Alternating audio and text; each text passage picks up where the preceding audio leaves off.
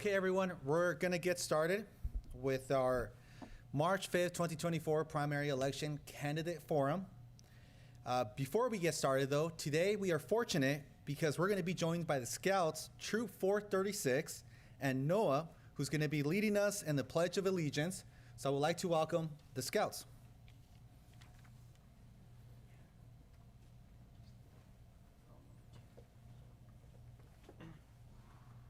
Color guard attention. Audience attention. Color guard advance. Color guard halt. Color guard prepare to post the colors.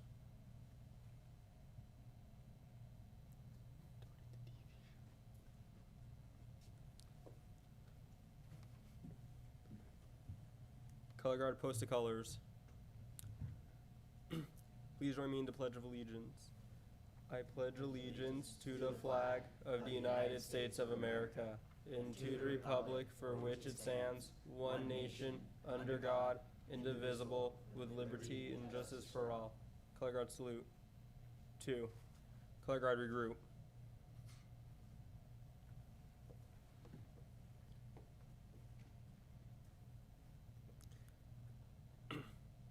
Color guard advance. Color guard at ease, audience at ease.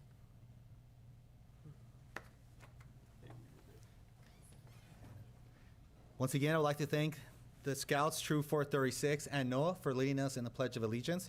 Can we please give them a round of applause?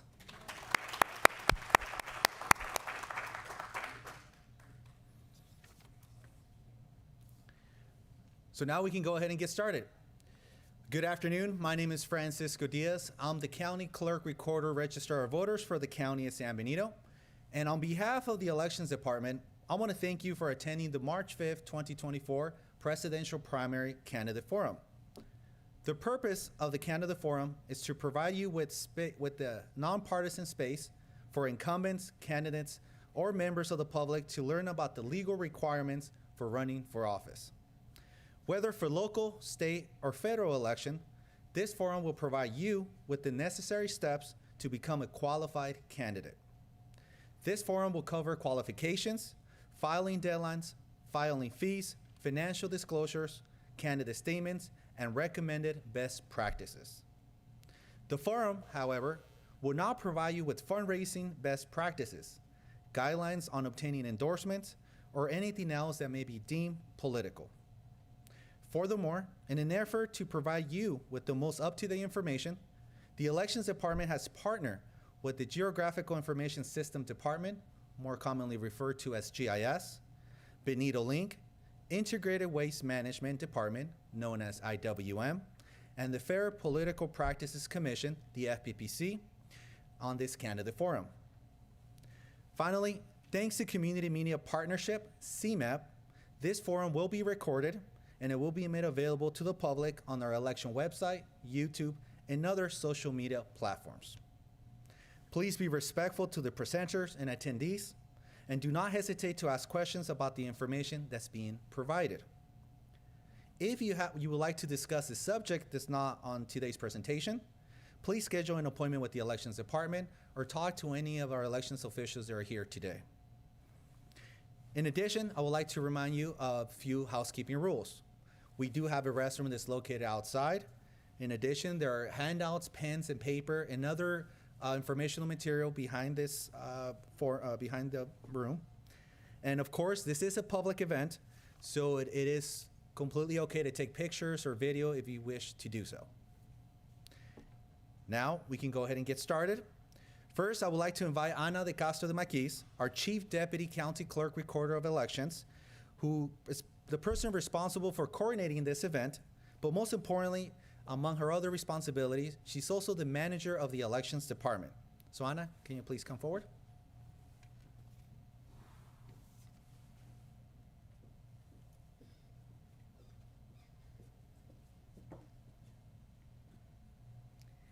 Good evening, everyone. Thank you for joining us. First and foremost, I'd like to bring up my team, Cheyenne Wiles, our staff analyst, and Michael Parsons, if you could both join me. So both of these are really our experts or are those that focus in the elections department and your main contacts when filing all of your requirements. So our office is located at 440 Fifth Street in room 205. We have an open door policy. You're always welcome to join us. Please visit us or give us a phone call at 831-636-4016 or send us an email. We have open communication with everyone and we welcome questions, comments, and concerns. All right. So as was mentioned, the offices up for this election for March 5th, 2024 are the following. We have presidential and state legislative offices, county offices, and county central committee offices. These are the ones that are going to be up for the primary election on March 5th, 2024. And for this presentation, that is what we are covering. Okay, so when to file? We do have handouts. Was everyone able to pick up this handout? If not, we can have someone bring that handout to you. Okay, we have a few. We'll give it a few seconds. So the first page does tell you the contests up for this election. And if you switch to the back of this page, you have our summary filing calendar for candidates. So this is really your main resource as to when things will be due for candidates. So you can see all of the documents that are going to be due and when it applies and to what candidate it applies and the filing period it applies to. Some of these can be done at the convenience of your home without having to come to our office, but most of these you will have to come into our office and see one of us. Okay, and we will be covering the majority of these documents throughout this presentation. Okay. The very first thing on here is the online candidate pre-registration. The online candidate pre-registration is for candidates that would like to receive their nomination paperwork, except for the declaration of candidacy, via email or U.S. postal mail. We're open to sending that to you in advance so that you're able to complete it without any rush at the convenience of your home. And this paperwork will take about 20 to 30 minutes to complete. And really, it's making sure that you have plenty of time. But at the end of the day, before you declare do the declaration of candidacy, you will need to come in and see us because all documents, all paperwork by the candidate must be completed, signed, and returned with original wet signatures to our office. And this is available from beginning September 1st to December 8th. Okay, and do I have any questions so far? Okay. All right. And then now I'll hand it over to Michael Parsons. So let me start by saying the next few slides are in chronological order. So as things come available, and not all apply to all offices. So I'll try to hit that and tell you. First thing is signatures in lieu of filing fee. All offices on the March ballot, except for county central committees, have a filing fee. There's a mathematical formula. It's on this page. It's on the third page of this handout. This is estimated and will be updated on October 23rd once we have a final count of registration to help do the math. Signatures in lieu of filing fee are a way of, one, gathering your nomination signatures ahead of time. You have a minimum of 20 signatures, a little more if you're running for Congress. But then, more importantly, is a way of offsetting the filing fee cost. There's a value assigned to every signature. So for every valid signature, you deduct that much, and you'll be allowed to pay less for the filing fee. That opens in September 14th, and it goes until November 8th. Oops, sorry. The next event on October 30th is for judicial candidates only. judicial candidates must file in our office a declaration of intention. It's a simple form, but it is a requirement. The difference here with every other candidate is you must pay your filing fee at that time.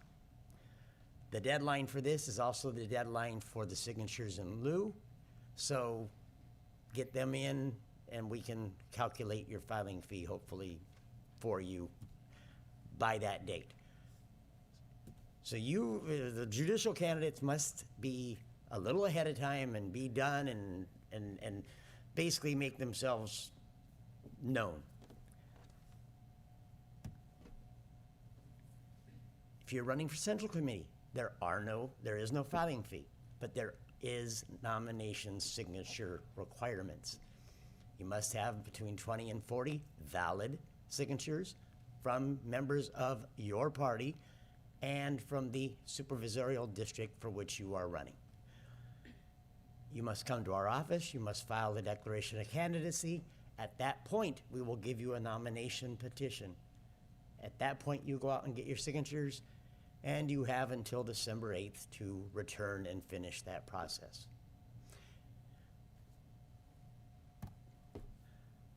For all other candidates, the declaration of candidacy and nomination period is from November 13th to December 8th. You must, before we can give you anything, pay your filing fee. Judicial's already done that. We have a week. We will have your signatures in lieu calculated. We will know what your filing fee is, and we will ask you to pay that. At that point, we'll give you a declaration of candidacy, a ballot designation worksheet, some other paperwork.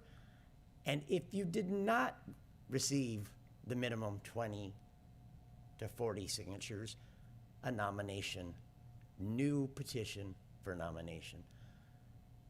You file all the paperwork, you finish all the paperwork, you do a candidate statement if you wish to have one. Cheyenne will talk about that next. But if you don't have the nomination signatures ahead of time, you will have to do that. Filing fees are non-refundable. So if you, the reason why the signatures in lieu are a good thing, get them done, you have all your signatures, you don't have to worry about not qualifying. And I kind of went a little, I skipped to the next one fast. Did anyone have any questions? All right. Ms. Cheyenne. Thank you, Mike. Okay, so candidate statements. They are optional. It is not required to submit a candidate statement. Candidate statements typically consist of education and qualifications for the contest. Candidate statement must be filed at the time of completing the declaration of candidacy, which is during the nomination period. U.S. Senate candidates can purchase 250-word statement to be placed in the state voter guide. Now, U.S. Congress, State Senate, and State Assembly candidates can purchase a 250-word statement to be placed in the county voter guide. All local candidates can purchase a 200-word statement to be placed in the county voter guide as well. Candidates can choose to have their statement posted online only for a reduced fee. Candidates running for a contest that crosses multiple counties, for example, San Benito and Santa Clara County, you must file in the appropriate county's office. All filed statements may be withdrawn on December 11, 2023, if the candidate chooses to no longer have a statement. Okay, candidate statement fees.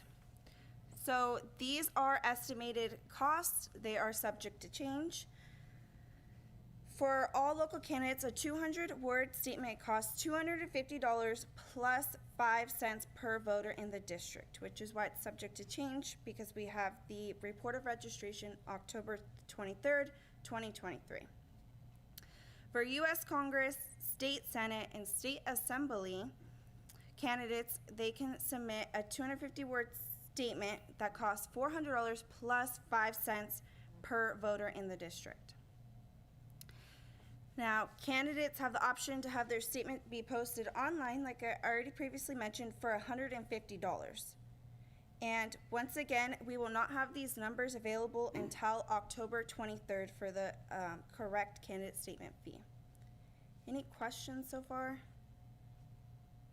Yes. Can you confirm that the statement cannot be filed after, it must be filed when you file your fee? Correct. So during nomination period, November 13th to December 8th is when the candidate statement needs to be filed. When you're doing the declaration of candidacy, you're paying your filing fee, all that good stuff is when the candidate statement needs to be filed. It cannot be filed after. No. Any other questions? Okay, we will move on. So, candidate statement layout. I know it's kind of a wordy slide. So we have all candidate statements will be printed as submitted. I want to emphasize on that. So, for example, if there's a spelling error or punctuation misplaced, the elections department will not fix that. So please, please, please triple, quadruple check your candidate statement. Make sure that all the words are spelled right. When you do come in with us to file a candidate statement, we will have you reread it and double check again. But I just do want to emphasize that even with spacing, all that. The candidate can choose if they'd like to include their age or occupation. It is not a requirement. So we have, oh, it looks so blurry. I'm sorry about that. But we have, this is what it would look like, kind of. It's really blurry. Don't know why it's like that. It's formatted differently. So you are going to be submitting it as a Word document. So we have to fit it in our smaller book, so it gets significantly smaller. However, we do still leave it. So if you submitted a big chunk of paragraph, that's how it's going to be. We're not going to split it up into different sentences or anything like that. Back to the occupation field. So it is optional. The occupation field does not have to match the ballot designation, which is what is below the candidate's name on the ballot. The same laws and regulations do not apply for the occupation and the ballot designation. Candidate statements should not include any party affiliation or statements referring to any other candidates. Now, the word count is where it can get kind of tricky. Each word is counted as one word. However, there are exceptions. For example, San Benito County or County of San Benito, that's considered one word. So when we release the candidate handbook, it'll be on page 40 and 41. So please refer to that as you're writing your candidate statement, so that way you know exactly how many words you are at. And at no additional cost, all candidate statements will be printed in English and Spanish for our county voter information guide because we are required. Any other questions? No? Okay. So, moving on. If the incumbent does not file during the regular nomination period, it gets extended from December 11th to December 13th, 2023. Anyone can file during this period except for the incumbent. Now, for judicial offices, if the incumbent does not file their declaration of intention by December 8th, 2023, the filing period will be extended for 5 calendar days. Any questions? No? Okay, I will pass it back on to Anna. All right, so let's talk about political signs. So the very first day that political signs can be posted is December 8th, 2023. And all campaign signs must be removed 10 days after the election. And then according to Caltrans, temporary political signs must meet the following criteria. The 2 that were listed previously and a couple others. One being they must be no larger than 32 square feet, and they cannot be in the right of way of any drivers. So that means that they can't be too close to the edge when people are driving, and they need to, not be obscuring any vision from any of the drivers on the road. And in addition to that, you must file a statement of responsibility that certifies who is responsible for removing the signs. And this statement of responsibility form will be included in the nomination paperwork that we give to you at the beginning when we talked about pre-registration. So all of the information will be available to you so that you're able to follow all of these campaign sign rules. Okay. Now, part 2, we want to encourage you. We know that there is a lot of different rules and regulations that need to be followed with political signs. So we want to encourage you to go to the FPPC's campaign advertising requirements and restrictions to view their charts, because those charts are based on the different types of advertisements and who pays for them. So these charts will be really your guide as to what needs to be on the political sign. And we did have the link here available. This PowerPoint will be available at the end so that you can all click through it and see and repeat this information. Do we have any questions about political signs? Yes. Does the county have a map of what is public right of way versus private? Because that was a discussion we had at board supervision level. Yes, so we do have, we do know that there's an ordinance and it's potentially gonna be changed or modified. So at the moment, that's all we have. We know that it's gonna be changed. And once we know that information, we will post about it. We will be posting the information that becomes available to the elections department. Any other questions on political signs? Okay. All right, so on behalf of the elections department, I want to thank you. Our presentation will be available online. All of this will be clickable. And as was mentioned previously and multiple times throughout the presentation, we will have a candidate handbook. At the moment, it's not posted because a report of registration isn't due to the Secretary of State until October 22nd. Therefore, our numbers will be final and complete by October 23rd, 2023. Once that is complete, it will be all over our social media, all over our website, and we will make sure that those that are interested, that have either emailed us or that are coming into our office, know the most and latest information as to what our final numbers are. Okay. Any last questions that I can take or clarify? Yes, Elia. Hey, Fiona, just to clarify for those that have never run or gonna run and have never had an opponent, Mhm. going back to the statement of information, just so you can clarify the fact that if they run unopposed, they have the option to pull the statement and get reimbursed for those costs. Yes, that's correct. And yeah, definitely. Is it okay if I summarize, Elia? So really the question is, if you run unopposed, if you're able to remove your candidate statement that you have already paid for and submitted to the elections department. So the answer is yes. You're able to do that on the following Monday. So I actually personally contact all of the candidates and ask, are you going to leave your candidate statement or withdraw it?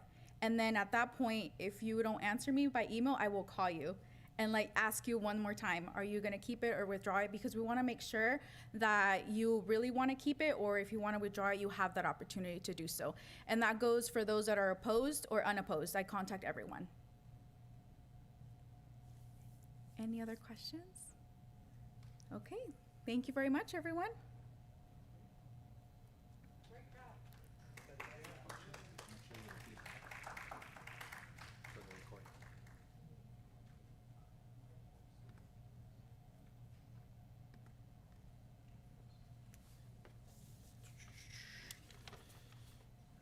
we at? So I want to thank Anna and of course the elections department for their presentation. Now I want to invite Rene Archata, who's our GIS manager and who is responsible. Oop, do I have the wrong slide here? Sorry, I'll put it. Yeah. Go for it. No, I'll put it. Okay, I'll keep introduction. So I still want to invite Rene Archata, who's our GIS manager and who's responsible for creating, managing, analyzing, and mapping all types of data for the county of San Benito. Rene will provide this information of all types of services, there are additional services that are available to candidates and the public alike for informational or for political purposes. And he's gonna talk more and speak more on this. So Rene?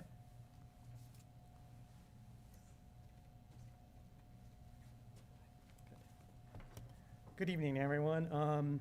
As Francisco said, I'm Rene Anchieta. I do GIS for the county. And so let's get started here. It's going to be a brief presentation. This is kind of a new format that I kind of did with this. And first question I get all the time is, what is GIS? This definition, it varies, but I kind of got this from a website. It's basically a system that creates, manages, analyzes maps and all types of data. And with this data, you can connect it to maps, and people can see patterns in the maps where things are, what things are like there, and you can drill down. Let me scroll down here. For example, here is kind of a graphic that shows different layers overlaid over each other. And this is just,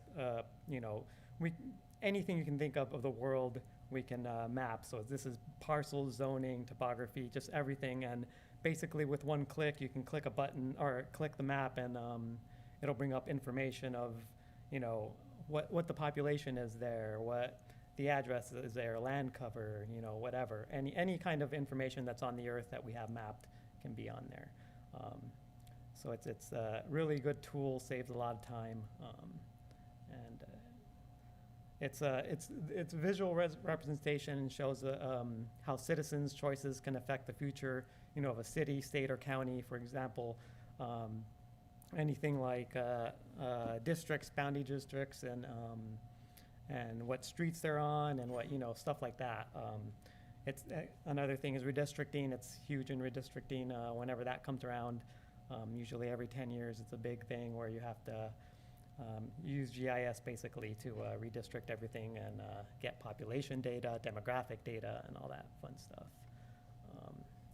Another thing, and we'll as I scroll down, I'll show examples of this.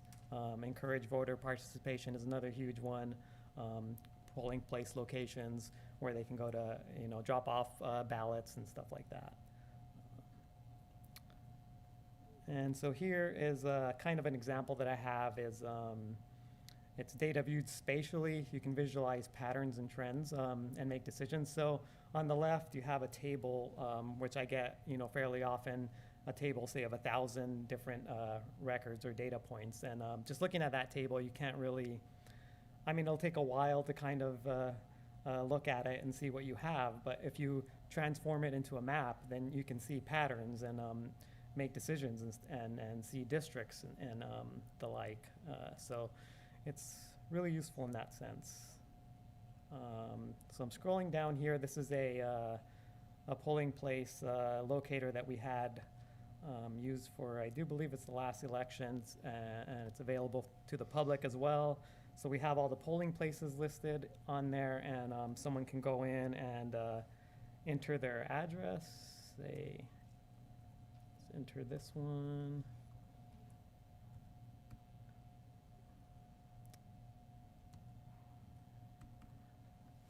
Enter their address and then just click, and it zooms in, and we have a radius set of 5 miles. So within that 5 miles, it lists voting centers, and it gives you the distance to voting centers, drop box, and a voter can come in and click, and it'll show you where the polling places are, and they can click on here and get information on various polling places and stuff like that. For example, hours and when they're open and all that stuff. So it's kind of a neat tool for the public to use. And let's see here. Oh, I'm sorry. I know that previously the website said that for districts 1, 2, and 5, that it was using the 2010 map. Has the website, has the GIS for Find My Supervisor District, has that been updated to reflect the new redistricting, or at what point is the county website going to be updated to reflect the new districts? Right. So on that, I'm not sure. So right now it is reflecting. Oh yeah, sure. So the question was, so we have, trying to formulate this. I don't know if you want to help me on this, Mike, because I don't know that much about the. In 2021, we redrew the district lines based on the 2020 census. However, if you were elected in 2020, you were elected to the old lines. In the case of District 1, that was a filling the remainder of a term, that Dom Zanger was elected to the old lines. Now there is some debate over whether, you know, where are the lines today? If you were elected to this, where is your line today? I believe you still have both. Correct. So the map, if you were to go to find my district, does have a layer. You can say, do I want to see the 2010 or do I want to see the 2021? And so, yes, it is complicated. After this election, there would be no more complication. Everyone will be elected to the new lines.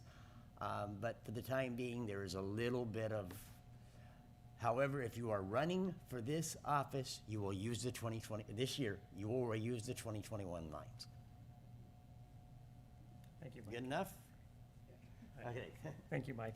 And yeah, and also just a little clarification that that district locator now it says if say someone goes in there and it'll tell them use the 2010 boundaries if they're going to if they're looking at a specific district, it'll tell you to which boundaries to use, and that will be changed, as Mike said, after the next election.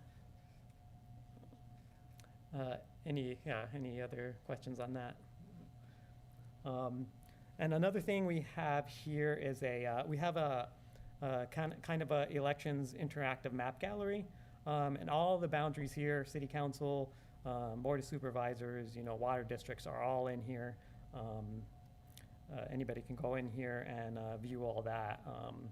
There's a lot of maps in there, and it's broken down within each district as well as just overall districts as well. So, and all these links are also on the county website on our GIS department site. Other things we have is, for example, are these. They're called story maps of Board of Supervisor districts as well as city council districts. And it's another thing, public can go in, get all kinds of information of what district you're in, as well as who's the supervisor or the city council member of that district. As well as for candidates, we can also get addresses within those districts.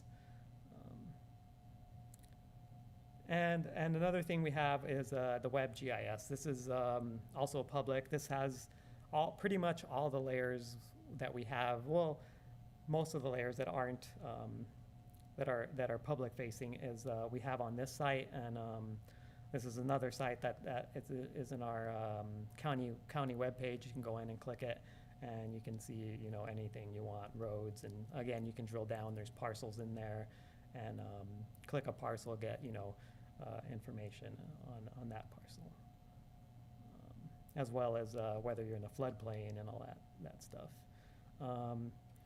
And to end, this is just, and these are just links to our county website, our San Benito County ArcGIS online site, which has tons of maps, emergency maps, anything you can think of. We have all that stuff in there. There's a lot of them, and again, the web GIS. And that's all I have. Any questions? Great. Thanks.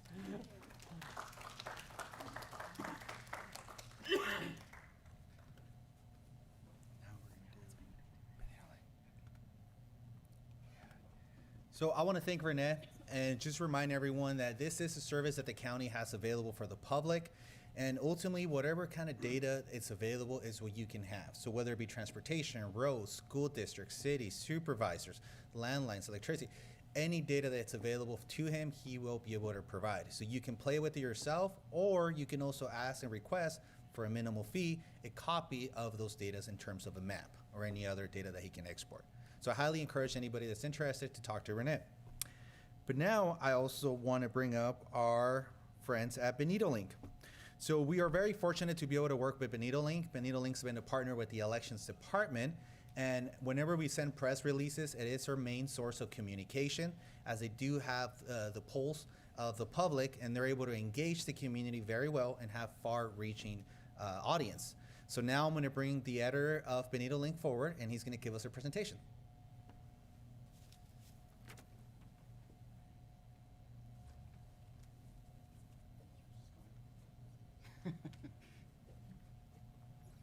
Okay. Hi, everyone. I'm the co-editor of Benito Link. I'll just give a brief summary of what Benito Link is, how it came about, and just some policies that we've put in place in regards to the elections process. Yes, Elia. Noe Magaña. So Benito Link was created out of need. So in 2012, the Community Foundation held a listening session of almost 1,000 people. And among they were trying to figure out what the community thought they needed. Some of the stuff that came up was parks, and among that was local news.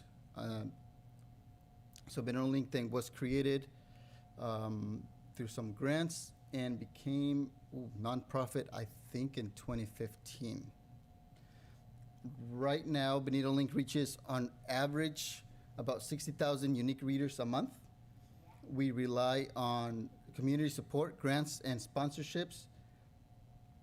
As a nonprofit, we do not accept donations from anonymous sources, government agencies, political parties, elected officials, or candidates. And Benito Link does not endorse any candidates or measures. Benito Link's election coverage. So the commonly do what we call a Q&A article, and where we put all the candidates into an article and we ask them the same questions. It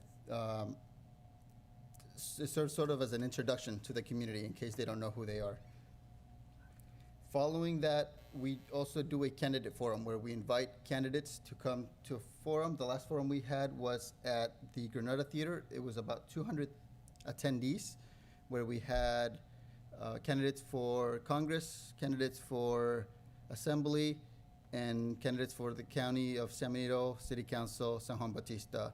In the past, we've also done candidates for the healthcare district and water districts as well. We've covered it before. In non-election years, we do a town hall. It didn't happen. Actually, we're planning one for this year. A town hall where we invite newly elected officials to sort of report back to the community. And now we go sort of to the policies we've set in place. We allow 2 submissions to Benito Link from a candidate a month. The types of submissions that have been submitted before are platforms, endorsements, or to announce a candidacy. The submissions made by others, maybe not necessarily on behalf of the candidate, but endorsing a candidate, we will count as one for the candidate. So we would suggest the candidate to really be engaged and maybe communicate well with people or groups that they know are going to support them. Unpermitted submissions, anything that's really self-advertising or promotional in nature. If we receive those, I review them. I may contact the candidate or whoever submitted it and ask questions and suggest some, if it needs only minor notes or changes, we might suggest those. Otherwise, we will not publish it. And the why is because we believe that part, in general, these community opinions columns, public letters in Benito Link are a public service, so we wanted to remain content worthy, or that is, what's the word I'm trying to think of? A positive for the community to keep the dialogue moving forward. And that's it. If you guys have any questions for me. Great, thank you.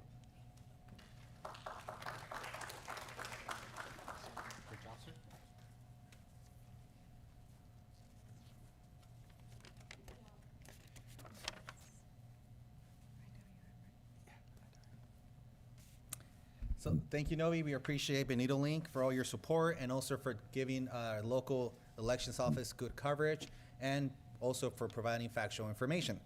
Now I'm going to invite Sofia Abonce.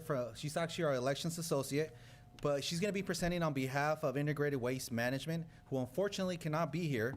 But before she begins, I want to express my gratitude for Integrated Waste Management for working with the elections office in its effort to become green certified, but in addition for helping our office implement sustainable practices that will help lower our carbon footprint. Now, she's going to be presenting a presentation that's going to talk about how these two different departments and disciplines intertwine.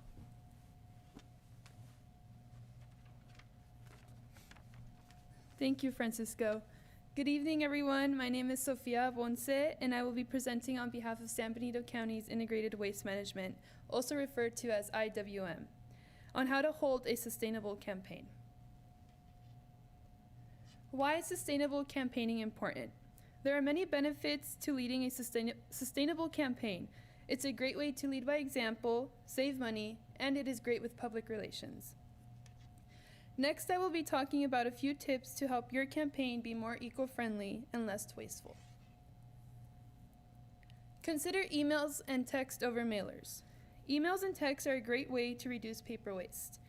As we all know, a lot of mail is sent out during elections, and you don't want your information to be overlooked. Emails and texts are a great way to reach your constituents while at the same time reducing your cost.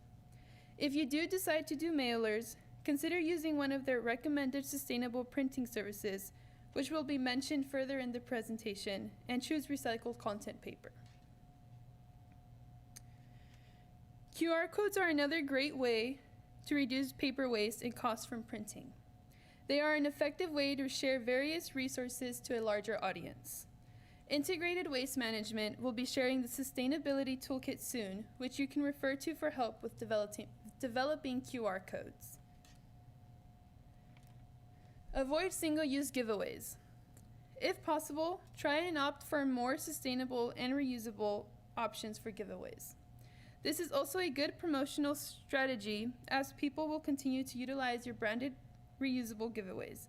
Always try and avoid single-use products. Reuse your campaign signs. Make sure to avoid putting any specific dates or years on your signs so that you can utilize them again in the future, except when required by law. What is the California Green Business Network? The California Green Business Program is a network of local programs operated by counties and cities throughout California. Certified green businesses exceed all environmental regulations and implement specific practices to reduce pollution, save water, conserve energy, and protect human health. We are excited to say that San Benito County Election Department has been certified as of this year. Here are a few regional green certified businesses that offer sustainable printing, all except for Pajaro Valley Printing, although they do offer an array of sustainable printing options. So we have Truxis Enterprise located in Monterey, Printworks Solutions located in Salinas, Community Printers located in Santa Cruz, and Pajaro Valley located in Freedom, California. Save the date. The Elections Department is happy to announce that they will be partnering with Integrated Waste Management for a political sign disposal and recycling event, where candidates will be able to dispose of their signs at the elections office. This event will be held the week of March 11th through March 15th. As we approach the date, more information will be shared with the candidates. In addition to furthering our partnering with IWM, there will be a sustainable toolkit put together that will allow more help and information with sending text, emails, reusable giveaways, QR codes, and much more. Be on the lookout for the Sustainability Toolkit, which will be available within the next month or so. If you have any further questions, please feel free to contact Integrated Waste Management. Thank you.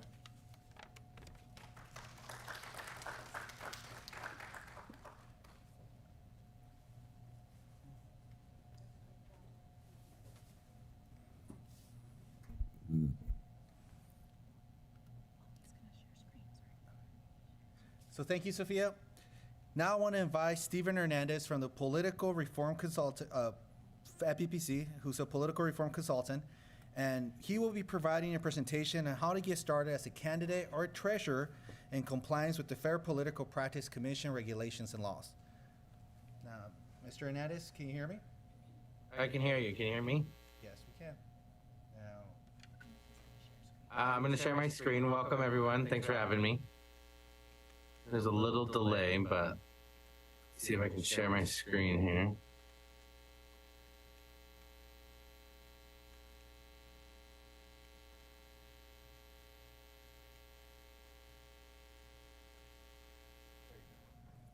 All right, can you see that? yes, we can. Yes. Okay. All right, so I'll just jump in. Yes. Okay.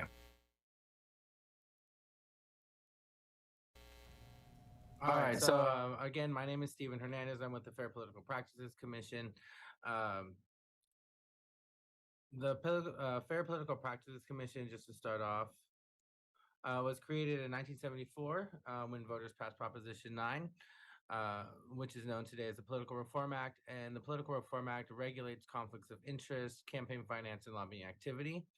The FPPC was created, the Fair Political Practices Commission was created to implement and enforce the act and to inform and assist candidates and public officials in complying with these laws. So what we'll cover today, I'm limited to an hour, so we'll try to keep it within there. This presentation is structured just as a getting started, so it's very minimal. We do offer other presentations that are a little bit more in depth. But today what we'll cover is candidate committee forums, committee ID numbers, record keeping, candidate and treasurer responsibilities, banking and fundraising, filing schedules, advertisements, and resources. Feel free if you have questions. I can't really see you, so if you have any questions, if someone could just jump in and let me know. Please keep any questions to the content that's been covered, as we may cover some information you're wondering about later in the presentation, and then I'll address any questions towards the end as well. But what the forms we're going to go over today is your candidate intention statement. That's the Form 501, the Statement of Economic Interest, that's the Form 700, and then the Form 410, that's your Statement of Organization. Everyone should have a copy of the presentation or have access to it, so you can always use these slides as references when going through your committee process. So the first thing you'll file as a candidate is your candidate intention statement. This is an example of the 501 here on the screen. You're going to file this 501 before receiving or spending any money. That includes your personal funds. So before you receive or spend any money on your campaign, running for office, you're going to have a 501 on file. The 501, you're going to file for each election, even if you're running for re-election, and it's filed with your local filing officer. So whoever takes in your campaign statement forms. Here's an example. So this is the form itself. It's very simple. You're just going to put the candidate information here, so your information. If you're running for state office, then you will notate something here in section 2. If you're not running for a state office, then you do not fill out anything in section 2 at all. You don't check any box. You do not check the box for I do not accept. You just leave section 2 blank if you're running for a local office. And then just make sure you sign and date the form. You'll also be required to fill out your candidate Form 700. This is the Statement of Economic Interest, again known as the Form 700. All candidates for elective office are going to file this. This is due by the Declaration of Candidacy, which will be determined by your jurisdiction. This is a public document, just like all your other campaign statements will be. So just be aware of what you're disclosing. You're not going to want to put any financial documents along with this. You're just going to fill out the form as is. We do offer workshops on how to complete this form, but for this presentation, just generally an overview. Here's the cover page. You're going to put your name here. If you're running for office, right here at the top, you're going to put your information for your office that you're seeking here. The jurisdiction, you'll need to know your jurisdictional boundaries. You're going to put that here in section 2, notate that in section 2. Number 3 is the type of statement, section 3. Again, you're doing a candidate statement. If you are elected into office, then you will have to do an assuming office statement once you've assumed office. But as candidates, you're going to do the candidate statement, and your filing officer will probably let you know if you're going to have to do the assuming office. Um, Section 4 is just a summary of all the schedules that you did fill out. So the Form 700 asks about investments, real property, income, gifts, travel payments. If you are running for office and you have questions about the Form 700, then outside of this presentation, I would say give us a call. Review the document, the Form 700. The instructions are listed in there on how to fill out each schedule. And again, the schedules are just investments, real property, gifts, loans, stuff like that. And then just sign and date the bottom of the form. Again, that's public record and would be due at the declaration of candidacy. Are there any questions on those two forms before I jump onto the Form 410?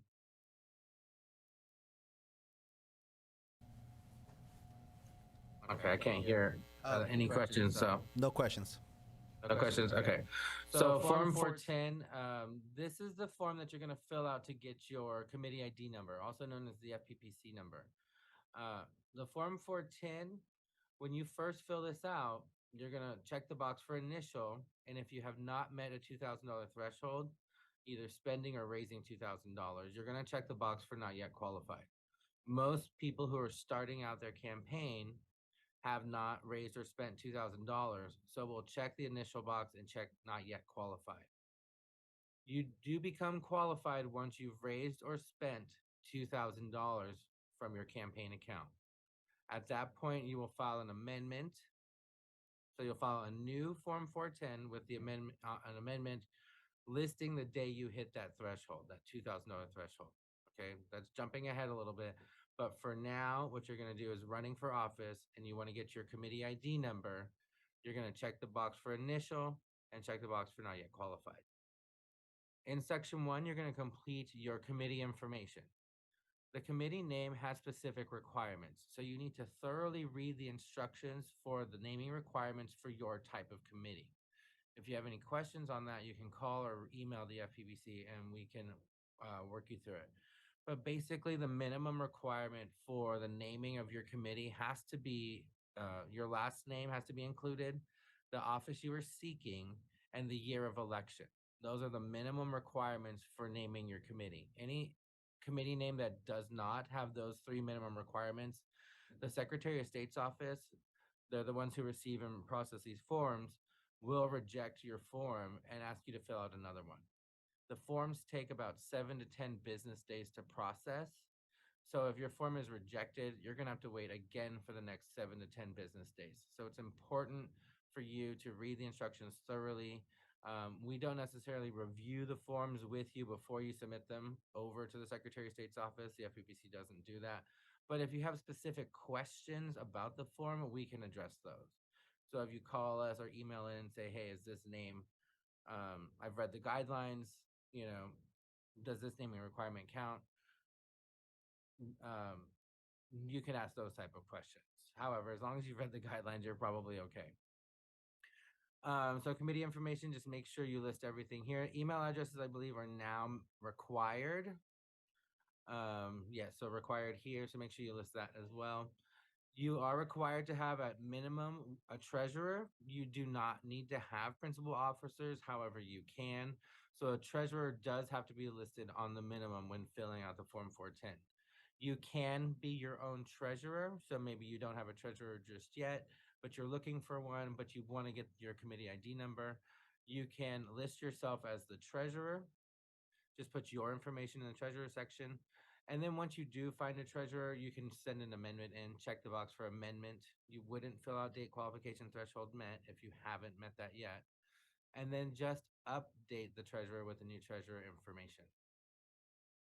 In section 3, just be sure that the treasurer and the candidate both sign the Form 410.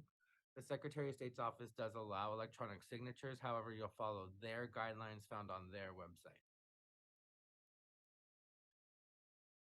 This is page 2 of the Form 410. As a candidate, there's 3 pages to the Form 410. As a candidate, you're just completing pages 1 and 2. You will not need page 3. Page 2, if we go from the top, you're going to put the committee name. And this top section here is asking for your banking information. Now, when you are setting up your bank account, the banking institution may ask for a committee ID number. Now, the committee ID number, right, you wouldn't have it until you file the Form 410. So what you're going to do on the Form 410, since you don't have your banking information yet, you're just going to put pending here. That's going to notate to the Secretary of State's office that you're in the process of receiving your banking information, but you need the committee ID number first. Once you've received your banking information, you're going to submit an amendment. So you're going to check the box for amendment. Remember, we're going to leave this blank. And then you're going to update your banking information and submit it another one. Okay, so you all have multiple amended forms that you need to submit if you're trying to get your committee ID number before having all this information available to you. Next is type of committee. This is a controlled committee. A candidate will always be a controlled committee, so you will only need to fill out this section. You are not a primarily formed committee, so you won't need to fill out this section. You are not any of the types of committee on page 3, so that's why you don't need page 3. As a candidate, you are only filling out the section for controlled committee. That's the type of committee you are. So put your name, your office sought, and then the year of election, and then you can check one or the other here. Okay, so the Form 410 is the one we get most questions on. Are there any questions on the Form 410 or filling out this form and getting a committee ID number? I'm going to go into bank accounts and some other things here in a second. Yes. No questions? Okay. All right, so some information on the committee ID number. So the committee ID number is used on all FPPC forms. The Secretary of State's office, again, is the one who assigns these committee ID numbers once they've approved and processed a completed Form 410. Those committee ID numbers are posted on the Secretary of State's website once they've been approved. And access to the link is here.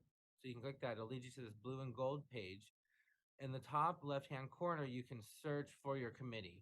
Now, I suggest that you be vague when you're searching for your committee because as people input information, it can spacing may be off or a comma may be input when one wasn't there or something. So it could throw the system off. So typically what I'll say, if you're looking for your specific committee, because the naming of your committee requires your last name and the year of election, that you start there. So start with your last name and the year of election and see what pops up. If you don't find your committee on the Secretary of State's website, then it probably has not been processed or there may have been an error with your filing. So you should reach out to the Secretary of State's office. Note, if your bank requires a taxpayer ID, you contact the IRS. So let me see if banking's here. Okay, so banking. Now, as a candidate running for office, your campaign committee can only have one bank account per campaign. So we don't regulate where the bank's from. It does have to be a California bank, but we do encourage you to shop around. While some banks have different rules for you opening a campaign account with them. Now, you don't have to open specifically a campaign account. You can open a personal account, a business account. We don't regulate the style of account. You just have to have a designated account. So just be aware that if you're going to the banks may require you to open a campaign account, which may require a tax ID number. For that tax ID number, you will contact the IRS. You may want to open a personal account. Sometimes I'll offer these suggestions to smaller communities. Just be aware if you do open a personal account, that people that are writing check donations to you may not want to write it to a personal account, may want something more official. So I think that may work in smaller communities, but just know your communities before setting up your account. It may help in the long run. There are no commingling of funds, so all campaign expenses need to go in and out. Expenditures need to go in and out of your campaign account. All donations go in and out of that campaign account. No personal funds can be used from that bank account.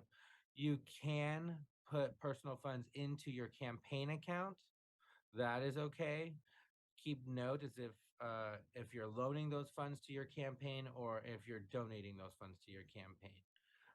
And you'll notate those on the Form 460. Again, candidates must make all campaign expenditures from the account, and any monetary contributions received from others must be put into that designated campaign account.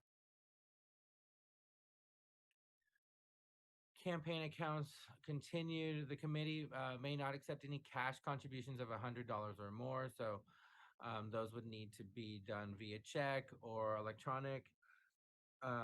There are no anonymous contributions of $100 or more. That's prohibited. So no anonymous contributions, I'm sorry, of $100 or more.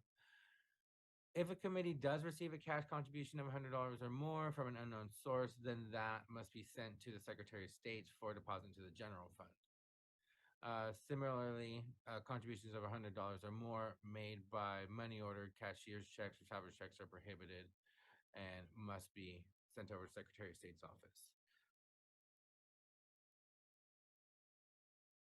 Out-of-pocket expenses. So candidates, again, may not make out-of-pocket expenses. You can't use your own funds. You can use those funds if you deposit the personal funds into your campaign bank account. That is allowed, but you cannot use your own personal debit card to make campaign expenditures and then reimburse yourself. No, that's not allowed. You have to move those personal funds into your campaign bank account first. Others can make payments can buy things for you, and you can reimburse them from the campaign account. But you, or I believe also your spouse, can't. I'll have to double check that. But you, as a candidate, cannot make any personal expenditures from your personal account for campaign reasons. Candidates may only pay filing fees, ballot statement fees, and the $50 annual committee fee out of pocket. So your filing fees are going to come up. Those you can pay out of pocket. Ballot statement fees, those you can pay out of your personal pocket, right? Because you may not have a committee set up yet. And those are the only options you have for paying out of pocket. And then again, the $50 annual committee fee. So when you file the Form 410 and you become a qualified committee, you have a $50 filing fee for the year that your committee is active each year. Campaign workers, volunteers, even candidate spouses may make out. Okay, so yeah, the spouse can make out of pocket expenditures. I knew it was something like that. Campaign workers, volunteers, and even the candidate's spouse may make out of pocket expenditures and be reimbursed, but the candidate themselves cannot. A spouse of a candidate for elective office that though may not receive in exchange for any services rendered compensation from the funds held in the campaign account. So you can't pay your spouse or a registered partner to be your treasurer. Okay. Record keeping. So you, as a committee, you are required to record your contributions. You're going to record the names and addresses of contributors of $25 or more. And any contributors or contributions of $100 or more, you will also need to include, in addition to the names and addresses, the occupation and employer of that individual or the individuals. And committees must keep all records, and those would include any original source documentation, such as bank statements and other records reflecting account activity, copies of completed campaign statements, and you're going to keep those for a period of 4 years from the date the campaign statement relating to the records was filed. Okay. Be aware that candidate and treasurer are going to share responsibilities. So if one gets in trouble, they both get in trouble, or if they're both not in trouble, they're both not in trouble, or if one's not in trouble, they're both not in trouble. So just be aware who your treasurer is. Before a candidate or committee may receive contributions, a treasurer must be appointed. So again, you can be your own treasurer, but before you can receive any funds, you have to have that pinpointed down. Both the candidate and treasurer must take appropriate steps to ensure compliance with reporting and record keeping rules. We do have a campaign disclosure manual on our website for local offices. That would be campaign disclosure manual 2. For state offices, that'd be campaign disclosure manual 1. So you can research the chapters on reporting and record keeping in your appropriate manual. Just be sure you stay informed. Be aware of bank deposits and proper expenditures of campaign accounts. Um, at the end of your campaign, should you terminate, you're going to have your campaign bank account balance to 0. So to prevent any hiccups at the end, just make sure you're aware of everything going in and out of your account and is properly notated. In the event of an audit or investigation, both, again, the candidate and treasurer are equally liable.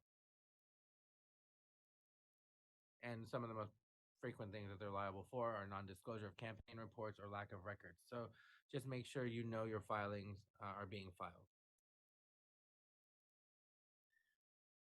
So we have the enforcement division, the FPPC enforcement division. What they do is they'll anyone who suspects a violation of the act should make a complaint with the enforcement division, and then they'll proactively investigate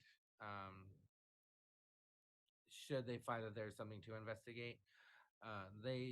We also have an audit program. So the act requires that the FPPC conducts mandatory audits. All candidates for statewide office, Supreme Court, Court of Appeals, and Board of Equalization are subject to audit if they have raised or spent $25,000 or more. And included in each audit are campaign statements filed by all candidates for elective office, from statewide offices to local jurisdictions. It's also important to know your jurisdiction. So what's next for your committee? Campaign reports. So once you have done the 501 and you've completed your Form 410, then what do? You're going to have additional campaign reports to file. Those can be found in what's called a filing schedule, and you'll look at those filing schedules for filing deadlines, and I'll tell you which forms to fill out as well. I believe we may have an example in this presentation. Committee fundraising. So just fundraising. So be aware of contribution rules for monetary and non-monetary contributions. We already covered what kinds of contributions. So any $25 or more, you're going to have the name and address of that contributor. At $100 or more, you're going to also need to have their occupation and employer. We do suggest that you record all contributions. That is because it's in the aggregate. So if somebody gave you $50, well, you're only required to record their name and address at that point. If that same individual gave you $50 the following week, now their aggregate's at $100. Now you're required to have their occupation and employer. You may not necessarily notice that at the point of the donation, so you would need to follow up. So just be aware. It may be just best practice, depending on your committee and your community, to record all information. And there are restrictions on fundraising, so just be aware of any restrictions that you may have. I will always say refer to the manual first, but on the most part, you're good to continue to raise money with having the 410 and the 501 file and your bank account. Advertising disclosures. So as mentioned before, there is a chart for advertising. There are specific requirements depending on the type of advertising you're doing, and then there are resources available. So once you file the Form 410 and you've qualified and you've hit that $2,000 threshold, either in spending or in donations, contributions, you're going to have to file the Form 410. I'm sorry, the Form 460. This is your campaign statement. Here's a preview of the cover page. You're going to put the statement covers period. These period timeframes are notated on the filing schedule. The date of election. So if you're filing an election year, then you're going to put the election date here. The type of statement you're going to file is listed here. Section 1, you're a candidate or office holder. You're going to check that box. And that's it. You're good there. Section 2 will be type of statement. The filing schedule will tell you what type of statement you're filing. Most likely, you're gonna, when the election starts happening, you're gonna be doing pre-election statements, and then twice a year you'll file a semi-annual statement. But once the election starts going, it'll be pre-election statements. The committee information, treasurer information here is going to be the exact same that you put on your Form 410. And just like the Form 410, the treasurer and the candidate are going to sign. This is a snapshot of what the various schedules throughout the Form 460 do. So on the Form 460, you're going to have to list contributions. You're going to have to list any loans received. You're going to have to list any non-monetary contributions. You're going to have to list any miscellaneous increases to cash, as well as notate your loan repayments, any expenditures, any accrued expenses. You may not have to fill out every single schedule, but every schedule has its reasons for being in there. The ones for notating the money into your bank account are going to be schedules A, B, C, and I. Those coming out of your bank account are going to be notated in B, E, F.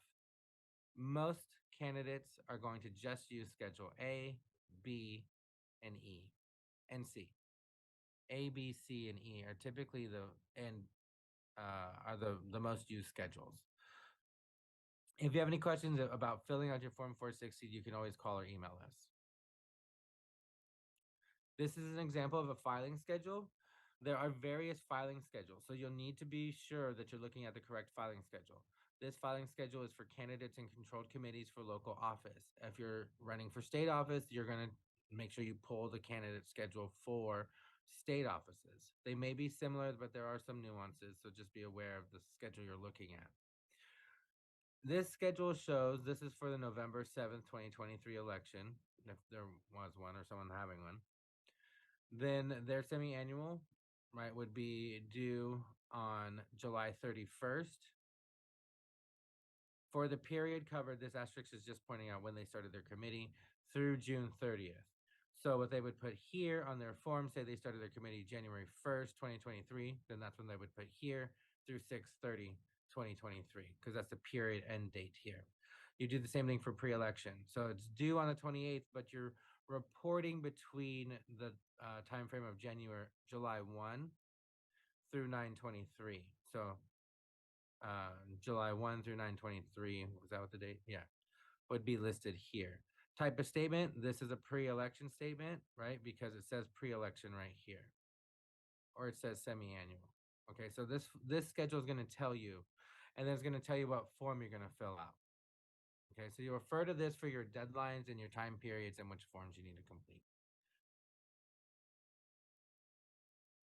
Campaign contributions. So there are monetary and non-monetary contributions. Contributions are money, such as cash, check, credit cards, or non-monetary items. So anything donated to you. If somebody donates campaign signs to you, that's a non-monetary contribution. There's a value there that has to be notated in your form 460 that you received this non-monetary item at a particular value.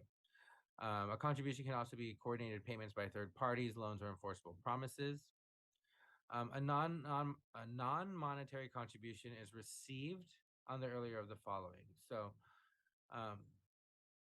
the date funds were expended by the contributor for the goods or services, and the date the candidate or committee or an agent of the committee obtained possession or control of the goods, or the date the candidate or committee received the benefit of the expenditure. So you're going to have to notate on the Form 460 when you receive this non-monetary contribution. Say somebody gave you campaign signs or somebody created a website for you.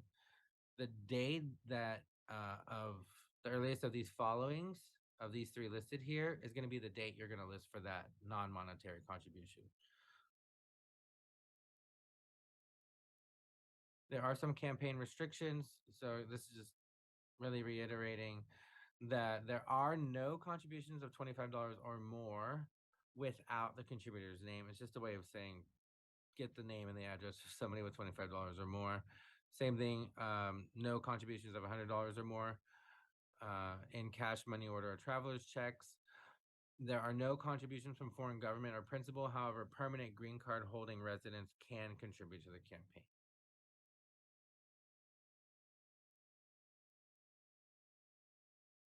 Okay, contribution rules. So receiving electronic contributions. So this is more common now.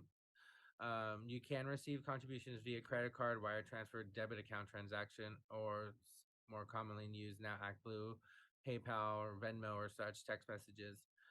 The fees associated with these type of fundraisings, um, or that are deducted by the various vendors that you're using, uh, you're going to not deduct them from the contribution from the person. So if an individual gives you $100, but Act Blue charges you $5, you're not going to notate on the form that you received $95 from the contributor. You're still going to notate that you received $100 from that contributor, and that's going to be in Schedule A of the Form 460. That's your monetary contribution. You received $100 monetary contribution from them, but you as a committee had to pay that $5 fee. You're going to notate that $5 fee in Schedule E for expenditures. Okay, so when you receive these contributions electronically, just make sure that you're notating the full value of the contribution from the contributor in the Form 460, and then you'll notate the fees in a separate section on the Form 460. Committee fundraising, so you can't have home and office fundraisers. There's an exception. The home and office fundraiser only becomes reportable at a $500 threshold. All items donated to the event, not just not just occupant or host contribution. So the event may only cost you $450. That doesn't make the event reportable.